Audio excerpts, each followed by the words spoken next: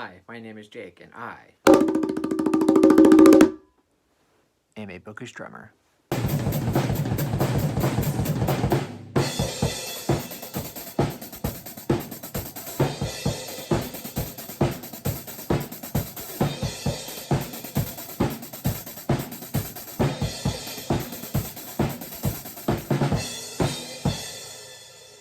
So for this video, I'm going to be discussing my top 10 favorite books of 2023. And this doesn't necessarily mean that books had to have come out in 2023, just the best books that I read in the year 2023. And I read some pretty damn good books this year.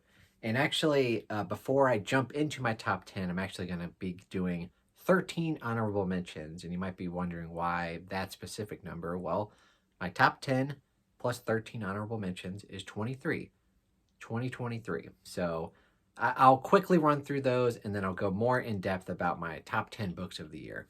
And like I said, I've had a pretty good reading year. I've had some duds along the way, but overall, I have a lot of new favorites. And yeah, this year was just a lot of fun reading wise. And so without further ado, let's go ahead and jump right into it.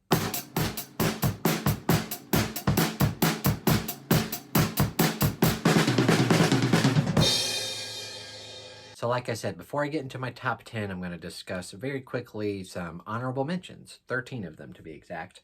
One of them will be The Plot, which was actually the very first book we read for Thrill, Chill, or Kill. I loved this book, gave it 5 stars, although I will admit I don't remember that much about it. I just remember it being really fun. And the other book, these first books I don't own physically. So the next one is Demon in White by Christopher Ruocchio. This is the third Sun Eater book, by far the best in the series. So far, really great. The next one is For You and Only You, which is the fourth Caroline Kepnes book, the Joe Goldberg series. Really good, although it's starting to get a bit repetitive, but it's still a lot of fun. And another one is The Bone Shard War, which is the conclusion to that trilogy, the Bone Shard trilogy. Really good. Not perfect, 4.5 stars, but still excellent conclusion to the trilogy. And then what else is there? Everyone Here is Lying by Cherie Lapina. I've given one of her books 5 stars, and then since then, her books have kind of been like 3.5, 4 stars. But this one was excellent, 4.5 stars. Highly recommend it. And then the rest of my honorable mentions I own physically, so let's jump right into it. We have Windhaven by George R. R. Martin, which is a standalone fantasy in the 80s, co-written by Lisa Tuttle. Very, very good. I think vastly underrated. And then we have a recent read of mine, The Changeling by Victor LaValle. This one was just unexpected in how much I really loved it. It's kind of a horror book, kind of a weird magical realism sort of book.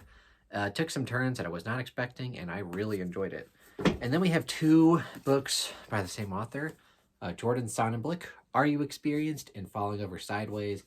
I loved these books. 4.5 stars, not quite as great as some of the previous books I've read that I've given 5 stars to, but I had a blast reading them. And then, of course, we have When Jackals Storm the Walls by Bradley P. Bulio, which is the 5th book in the Shattered Sand series, one of my all-time favorites, and this one did not disappoint. And then we have the start of a new series, which I plan on getting to a lot more in 2024. We have The Dragon's Path by Daniel Abraham, which is the first book in Dagger and Coin. Really enjoyed it, gave it 4.5 stars, and I'm definitely looking forward to potentially finishing that series in 2024. And then we have my most recent read of 2023, just barely making the cut here. We have Led Zeppelin, the biography by Bob Spitz. And this one was very, very good. And obviously Led Zeppelin's my all-time favorite band. The reason it doesn't quite make my top 10 is because this author has some really kind of pretentious views on a lot of their songs, which I did not appreciate. But overall, very fun book. And then the last book I have to talk about is actually a, what do you call it, a comic book or a graphic, whatever. Not a typical read for me. I Hate Fairyland. This one was very surprising because, like I said, I don't really read a lot of graphic books with pictures, but this one was a blast and a lot of fun, and I can't wait to get to the rest of the series. All right, now we finally get to my actual top 10 of the year. and we are starting with For the First Time Again by Sylvain Neuvel. And this is the third book in his new trilogy, Take Them to the Stars. I've consistently given all three of these books 4.5 stars. They are amazing, really fun sci-fi thriller action books. The main reason that they get like bumped down to not quite perfect is because they are a bit on the shorter side. I wish they would have been slightly more enhanced, if you will. Like there are some chapters where like really important stuff goes down and they're like a page or two long. I wish it would have been a bit more fleshed out, but overall, like I said, this is a fantastic trilogy. Not quite as great and epic as the Themis Files is for me, which is probably my favorite trilogy of all time. But this one is still hands down excellent. It's a really cool series because you follow this mother-daughter duo who you can kind of tell right away aren't quite human in a way. And it's really cool because it spans many decades. It starts out in World War II in Germany, and where we end is much, much further in the future. And it's got a lot of musical references because every chapter title is a song title, like specifically from the time period that you're in the story. And this trilogy has some crazy twists and turns. And like I said, vastly underrated. Highly recommend it. In number 9 on the list, speaking of Sylvain Neuvel, we actually have his new novella, which is audio only, I'm pretty sure. I listened to it on Audible, and that would be No Kindness Too Soon. And I love Sylvain Neuvel novellas. Actually, this is only a second one. He had another one called The Test, which was really good. I gave that one 5 stars. This one was also 5 stars. And this one's fun because it has a full cast narration. It's very short, very quick to get through. It's like 2.5 hours. And like with novellas, I don't want to give too much away about what it's about. But essentially, like it's this group of people, these scientists that are coming together because there's a specific problem with potential... You know what? I don't even want to say it. Just go listen to it. It's excellent. Full cast narration. And it's very tense. And I loved the ending. I loved everything about it. And just goes to show you how much I love Sylvain Neuvel, and I will basically read whatever he puts out. Go listen to this and treat yourselves. And coming in at number 8 on the list is an author that I previously mentioned in the honorable mention section, and who might show up again on this list. Maybe, hint, hint. We have The Doors at Dusk and Dawn by Bradley P. Bulio. And this actually is a Shattered Sands novella. So the Shattered Sands series is 6 books long, with an additional 6 novellas. And most of the novellas are pretty good, and they're actually pretty important to the overall story. Sometimes you get fantasy novellas and they just kind of feel like side additions, like they're not really important or that great. But for this one especially, this one was amazing from start to finish. It's like, 150 pages long. Excellent story, and if you can tell, there's a horse on the cover. It deals with a very specific horse race that's in this culture, and the horse race is excellent, and there's more to it than that. But yeah, there's a lot of stakes in this, and it actually is very relevant to the overall arc of the story. And this is kind of more of a prequel. It's really good. Gave it 5 stars. And yeah, I love this series and the novellas. If you're going to read the series, I highly recommend reading the novellas as well. Coming in at number 7 on the list, we have The Housemaid by Frida McFadden. And this was a really fun thriller. And I don't know if it'll be a book that I go back and reread a lot, because thrillers, like once you figure out what's going on, that's the fun of it, like the initial read. So maybe it's not like a all-time favorite, but for books that like I really enjoyed in the year, this has got to be in my top 10 because I had a lot of fun trying to figure out what the heck was going on.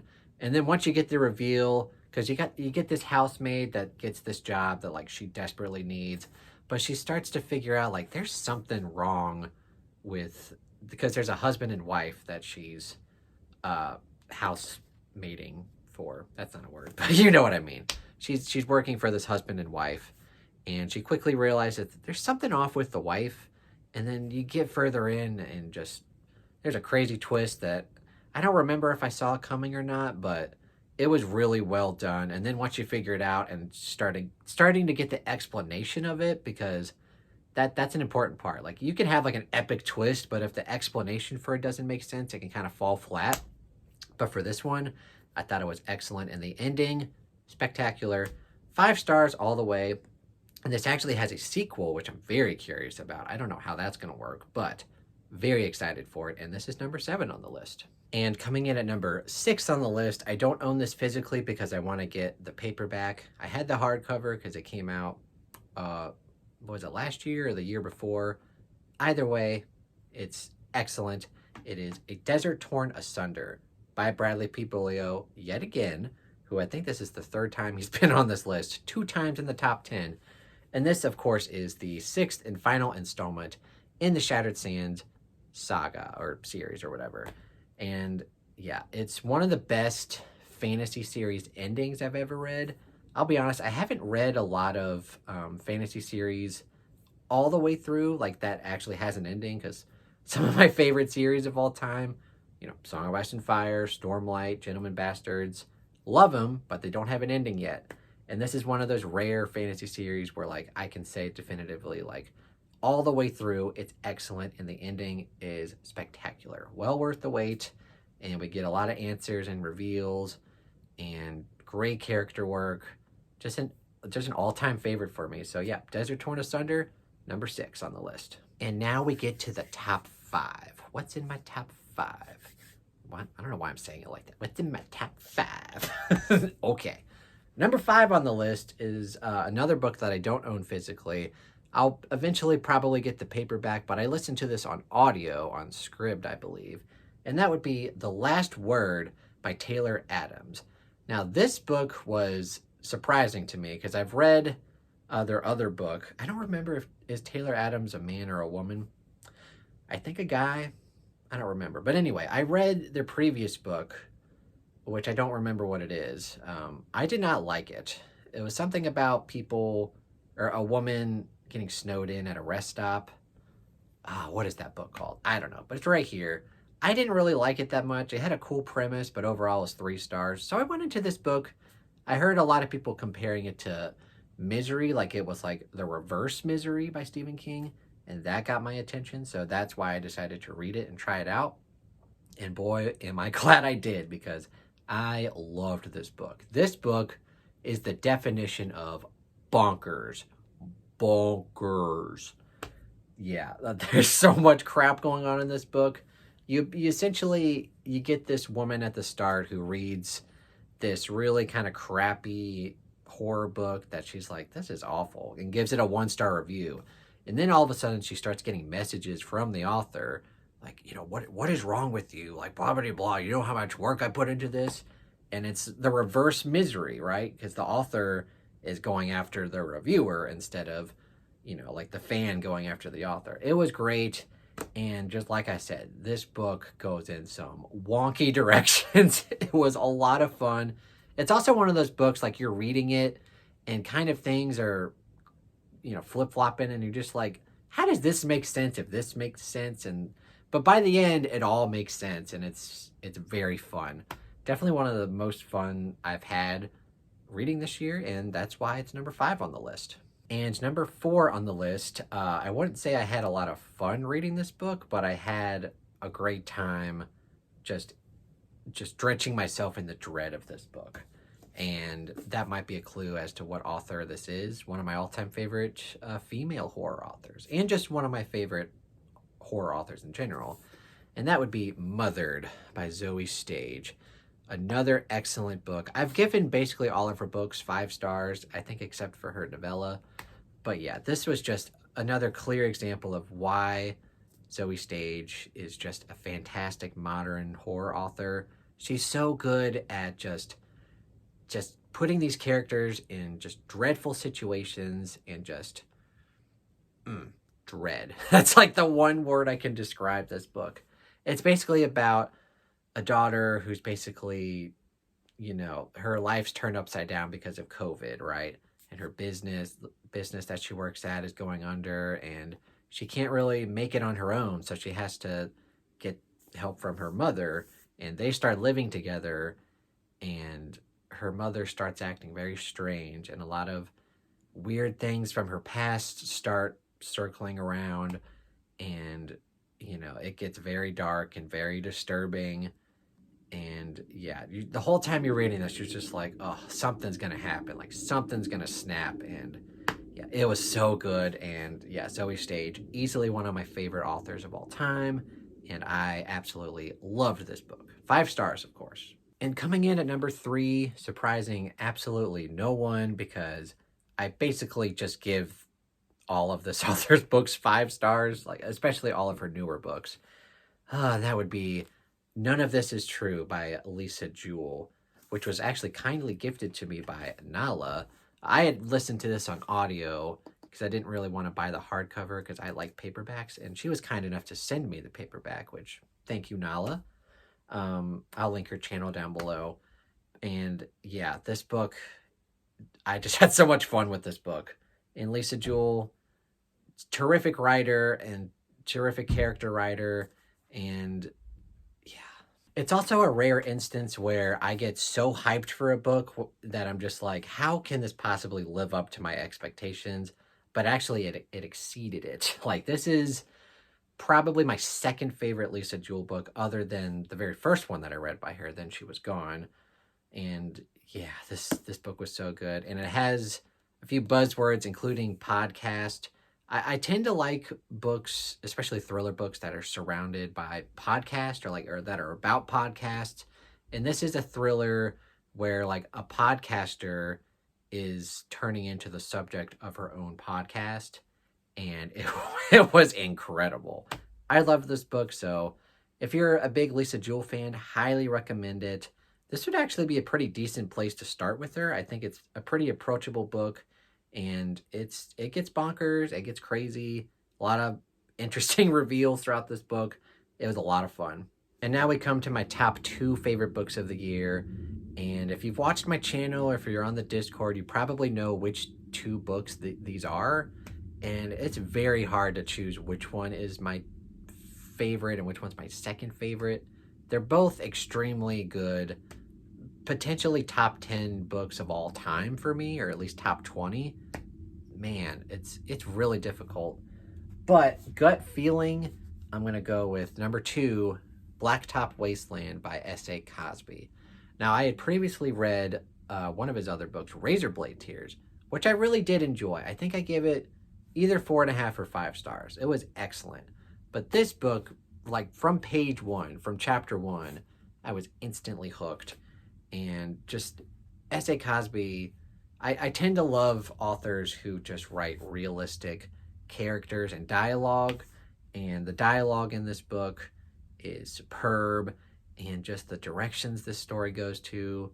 And I love authors who aren't afraid to pull punches and take risks.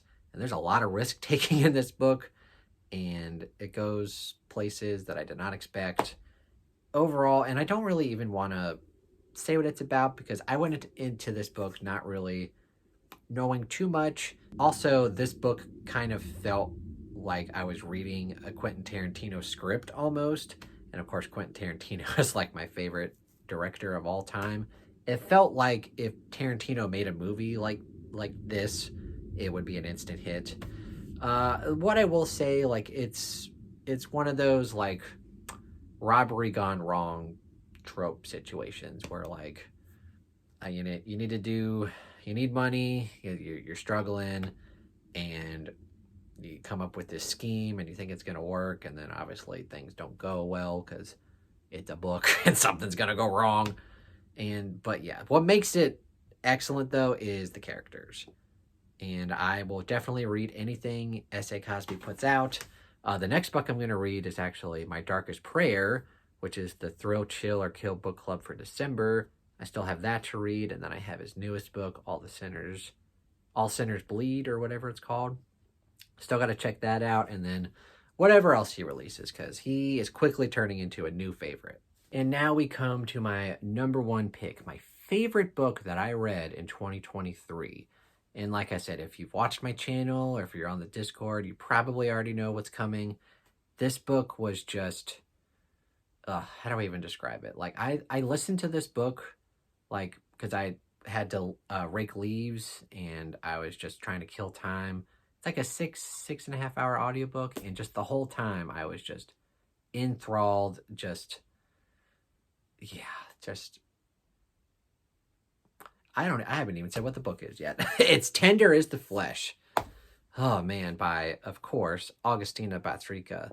This book blew me away.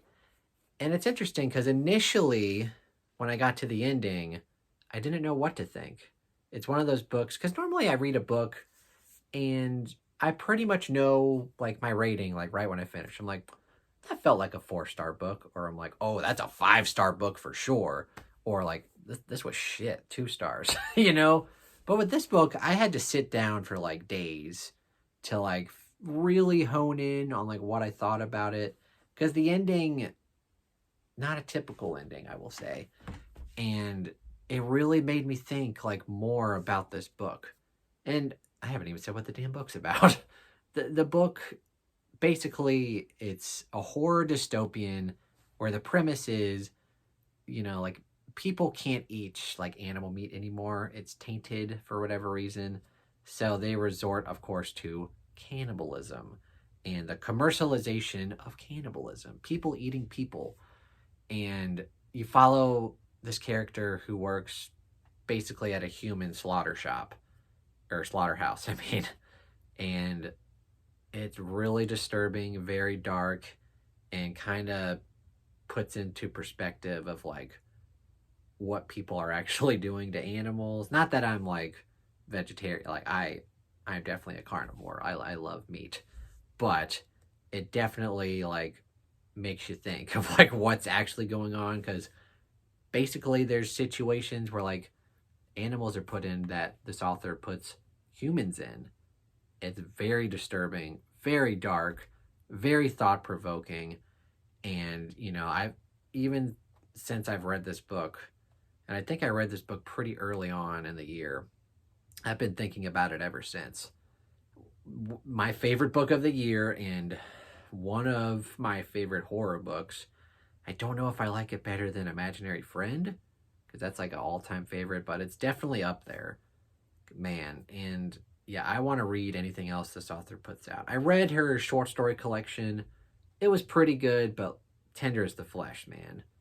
If you have the stomach for it and you love really dark horror stories, highly recommend it. And this is my favorite book of the year.